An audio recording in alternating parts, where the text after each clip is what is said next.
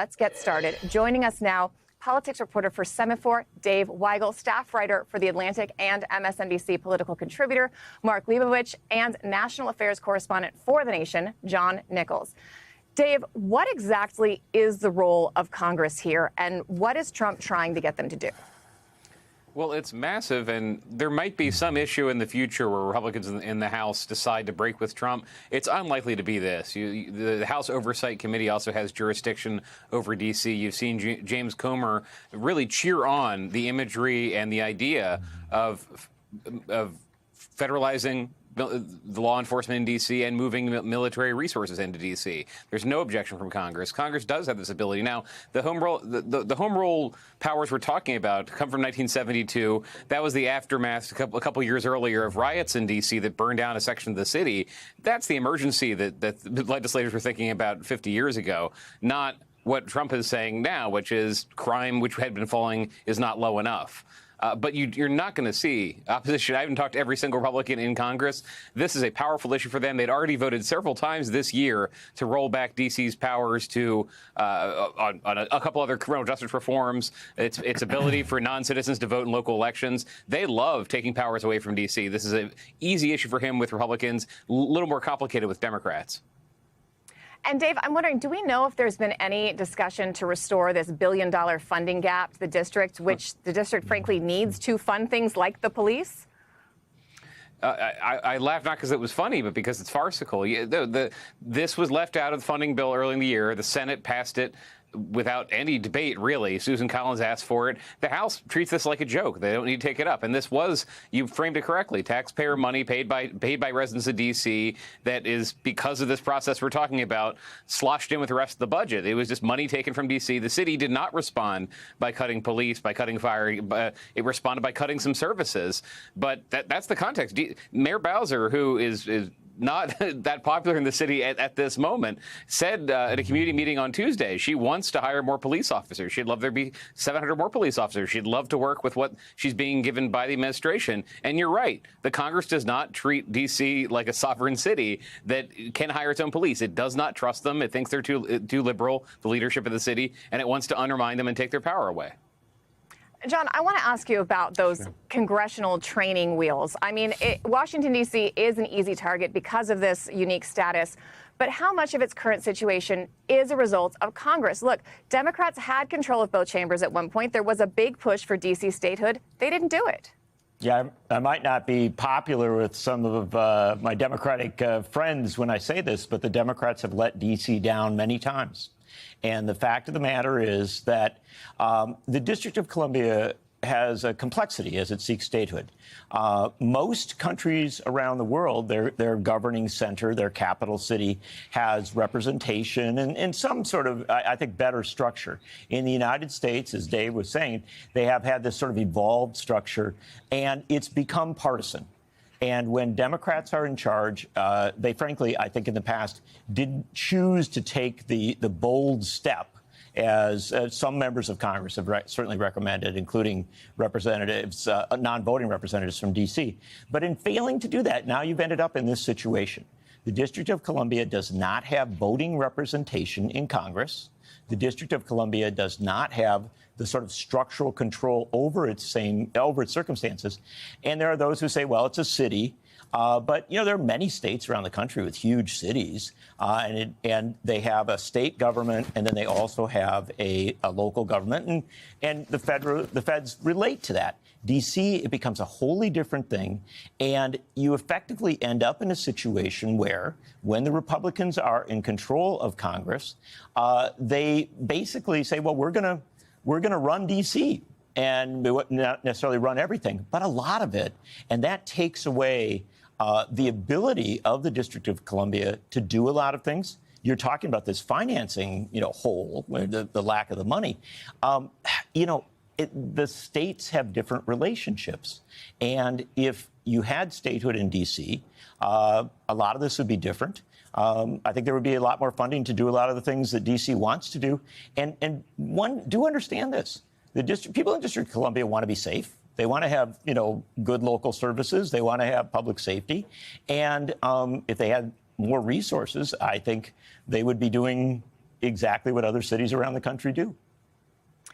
Mark, the president, as he often does, is behaving like he's got broad support from a wide swath of Americans for this policy. Is there any risk for him here politically, or is D.C. just such an easy boogeyman that most of the rest of the country isn't really going to care? Well, this is an easy boogeyman on a lot of levels. First of all, he has helped to perpetuate the perception that it is a far more dangerous city than it actually is for people who live here. And obviously, D.C. is a boogeyman as far as, things not getting done in Congress and any number of very unpopular institutions here. But the thing about D.C. is, and as for Trump's purposes, is obviously it's local. It's right here. It's not like D.C. is halfway across the country. His team is here. The media is here. Congress is here, so forth. But the other piece of this is, yes, there is this sort of hazy jurisdictional ambiguity that he can point to. And yes, notions of statehood, notions of home rule, notions of budgetary discretion and so forth, you can argue that to death. He doesn't care about any of this. He cares about being perceived as tough on crime, having a ready-made laboratory and soundstage here to execute this on, and basically helping, just solidify what he thinks is the Republicans bonding to the idea that they are tough on crime and Democrats are weak. Mark, I also want to ask you, President Trump has really relied on the emergency powers of his office, unlike a lot of presidents in recent memory. Today, he told Brian Kilmeade why. I want you to take a listen.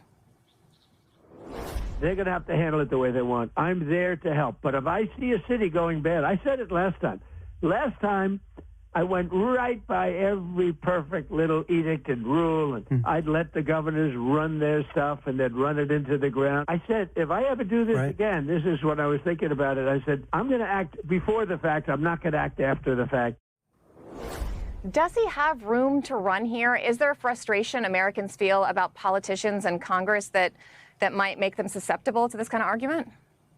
I don't know if he actually has room to run here as a technical matter, but he's going to take the room to run. So effectively, it's room to run, right? As far as governors go, we don't have a governor here in D.C., but even places that do have governors, which is every state, he is going to sort of go in first, whether it's California or Portland or some city that he views as problematic, ask questions later. And again, he is very much in a mode, and I think, he said it, and I think he's probably being honest about it, of basically shooting first and asking questions later.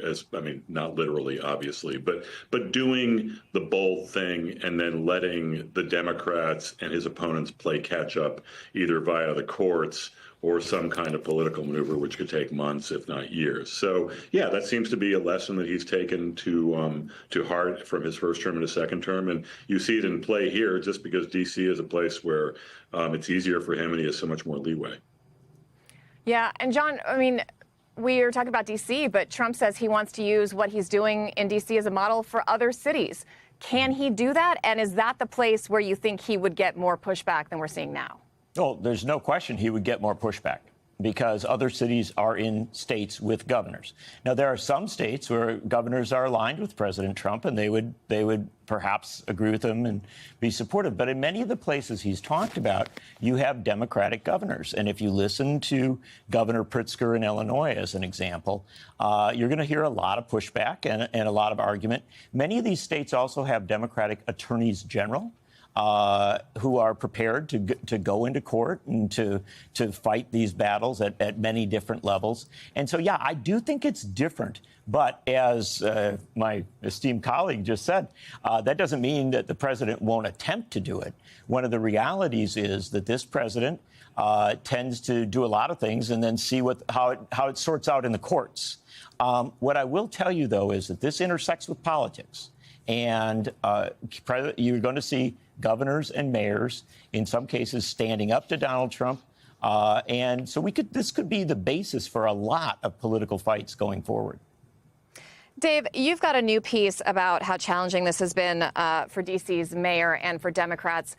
If Trump does try to expand this to other cities, are there any lessons learned, any mistakes made here in D.C. that other lawmakers, other governors, other state officials should not repeat if they want to try to counter this action? Well, one of them, at least an optical mistake being made as we speak, is that Bowser has temporarily left the city. Her office says that she had a family commitment in Martha's Vineyard, so she's going to be gone, then come back. I don't think many mayors are going to do that if they're in the same situation. There's lots of evidence that's not a good idea. Karen Bass learned this in a different situation in L.A. 7 months ago. But John raised the right point about Democratic leadership in other states. Now, there is a pattern in cities, in red states, being undermined. Republicans in the capitals using their power to take away those cities' ability to run themselves. In Missouri, they've taken away St. Louis's ability to run its own police department. That's one example. Houston, the school district. But you do have local officials, and you have these places where there are Democratic attorneys general. I talked to several in the last week, and they have looked at what happened in Los Angeles. They're looking at what happened in D.C., and they've come up with plans which include legal action and include encouraging people to protest. Keith Ellison of Minnesota is the last person I talked about this. They believe there would be a full court press by the citizens of the city to say, we are Americans. This is unconstitutional what you're doing, sending a standing army into our city. We're going to resist. That would be the reaction in a blue city in a blue state. Blue city in a red state, same thing where you'd see the local response, but you would, as John was saying, see Republicans back Trump up because they already have. They agree with the premise that these cities are basically rambunctious children that need the military to come in and fix them.